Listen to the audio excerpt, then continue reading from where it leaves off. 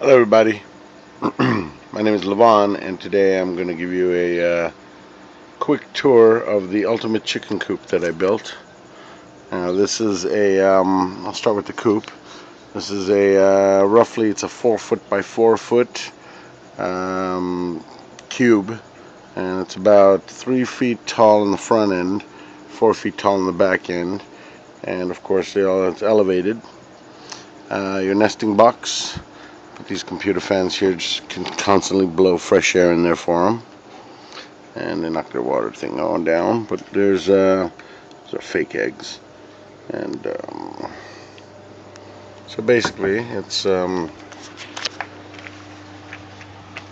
couple locks on it, one on the bottom, and it's pretty spacious in there. Let me get this thing out of here. So you got 3 nesting boxes, and I lowered their perch. An automatic door that closes and locks, and that's on a motor that's hooked up to a photocell. The motor runs into this guy. I put a cigar box here just to keep them out. A couple of relays, a couple of photocells, relays, photocells. 12 volt DC operated. I didn't plug it into a battery, I just plugged it into a DC power supply that was left here from an old power adapter. I'm just locking it up. Predators out. So I also put some tar paper and I insulated it. I put that board, that styrene board or whatever that stuff is. It's insulation. Oh, here they're girls. Here they come. They're coming from the tunnel. That's the tunnel right there. And that's a 20-foot tunnel that leads to the back of my garage, where they have a 8-foot by 16-foot run. Give you a quick tour. The door automatically opens and closes with these photocells here. So when the sun rises, it opens, sun sets, it closes. And they're very audible. We talk a lot. My watering system are these 3 nipples, and then I also have their water in the corner. And I built this corrugated tubing trough, which is all over the internet. I mean, you guys clearly know how this is built. I put the stack over here. That's a cool little thing I built, a little warning system, and it's hooked up to a weight. So when the food keeps going, basically the weight goes down, down, down as they keep eating, and it hits the little switch, and that guy will tell me that it's time to fill it up again. So that's that. The watering system is a food safe bucket, so get the polypropylene 5 bucket, and all the PVC should be using PW PVC, which is good for potable water. A Union when I have to take it apart and go clean it. And 3 nipples. I only put filtered drinking water in here, which is the stuff that I produce. I'm an industrial plumber, so I hyperfilter my water down to back to what it's supposed to be, H2O. As close to it as I can, I should say. And they're drinking from the nipples. They took to it right away, actually. They're very smart birds, funny enough, but they are. So the LEDs run down the tunnel, and it lights the tunnel for them. Let me give you a quick, oh sorry girls, don't want to scare you. These computer fans, plug them in during the hot days, very hot days, and it blows cool air into the coop all night long. This is the access to this area. And this is a 6-foot by 6-foot enclosure on this side, and it's hardwire clothed. So this is Fort Knox on this end over here.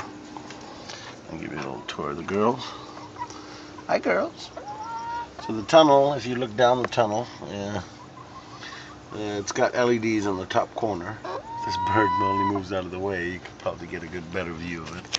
But let's see, there you go. There's LEDs in the very top corner.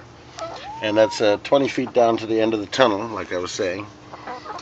And here's the girls. This side, I built a little grit tray for them as well, for their grit. And this side's the Fort Knox side, because obviously this is where they sleep. Let me show you guys the other side.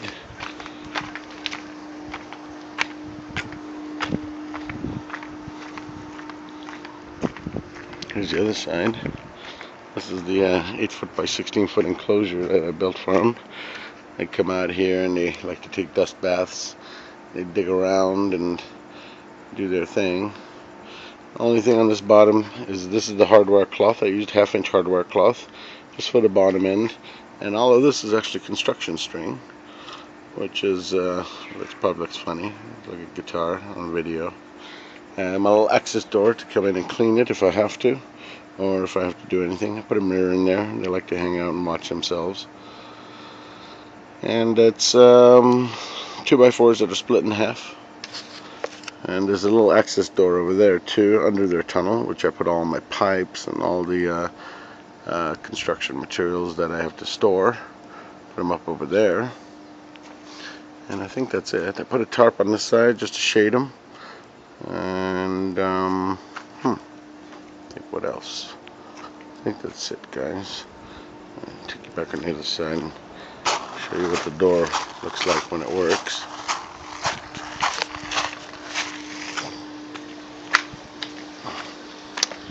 So basically what happens is when it gets dark, I'll cover up the photocell so you guys can see what happens. So here's the photocell. I'm just going to cover it with my hand and you guys can see what happens. It closes and it locks. And then of course when the sun rises, it's going to do. That's what it is. You don't have to do anything. Just it opens and closes automatically.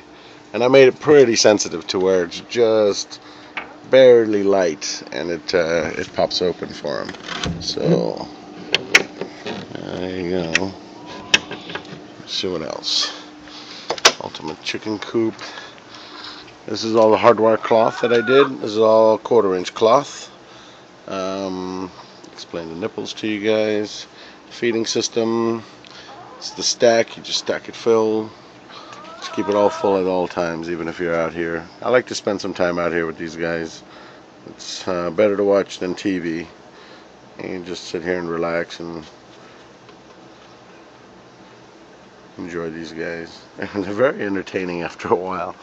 They all have their own personalities, and I know who's going on the chopping block first when it comes to it.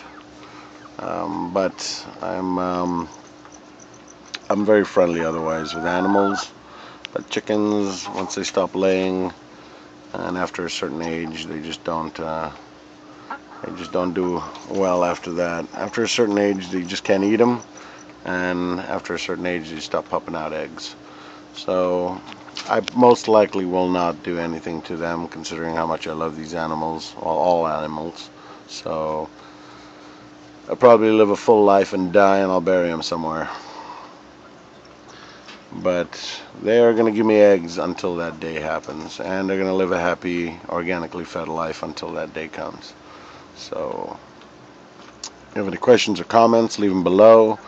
This system right here was very easy to build. Just make sure you get the safe stuff for them, because you're going to eat the eggs. If you're going to get the PVC, make sure it says PW on it, which stands for potable water, and it's okay to use. And the bucket should be a polypropylene 5 or a food safe bucket. And there they go. You see him running down. Look, this guy's gonna be all by himself. He's gonna get freaked out, and he's gonna probably run down the hallway too. It's gonna be, I'm by myself, and he's gonna run away. So that's it. I mean, it's not much to it. I tried to use all the stuff natural that I could find around, like these sticks, and built them a nice perch in the middle, which they really like. And I think that's it, guys. If you have any questions or comments, leave them below. And here they come. Black soldier flies. I've been feeding them. And what did I just do with it? Oh, here I'll give you a quick. Look at that. That's 1 day's worth, guys. This thing is practically halfway full.